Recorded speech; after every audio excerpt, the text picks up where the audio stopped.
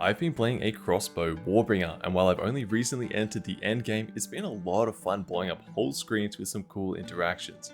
I'll give a quick rundown on what's happening. By no means do I think this build is optimal yet. I never played the first path, and I haven't watched or read any other guides, so I've probably missed some fairly obvious improvements. This build makes use of the Warbringer ascendancy, and most notably the Anvil's weight node that lets us break armor with any hit damage.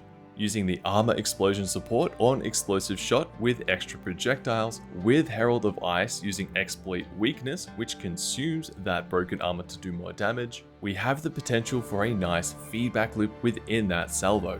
When we add extra projectiles to explosive shot, they quickly fire one after another rather than all at once. This means that every projectile can break armor and trigger an explosion, and any kill that happens triggers Herald of Ice, which wipes that status in an AoE, so the next bolt can trigger another wave of explosions and so on. Right now, I'm freezing enemies by using the blue flame braces that convert 100% of fire damage into cold, and explosive shot and armor explosion do fire damage.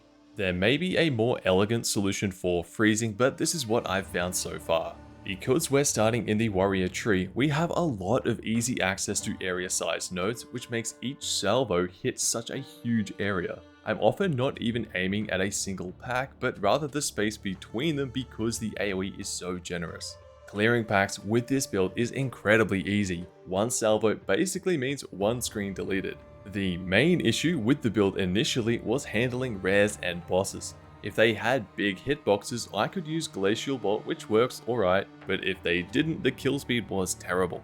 My solution for this is brutally simple. I just slot in Hammer of the Gods and flatten them. Being in the warrior and mercenary trees and using a two-handed crossbow provides access to strong two-handed damage nodes, area size and even aftershock chance, and with some weapon talent sets, the damage of the hammer can be further increased. This skill one-shots the majority of rares, and with the Tremors support you can also delete bosses with a proc. The one downside is the long cast time, which can leave you vulnerable, but I've found that freezing them first, then dropping it basically removes all the risk, and it has the added benefit of taking their armor into the negative because of the imploding impacts node, so the hammer does even more damage.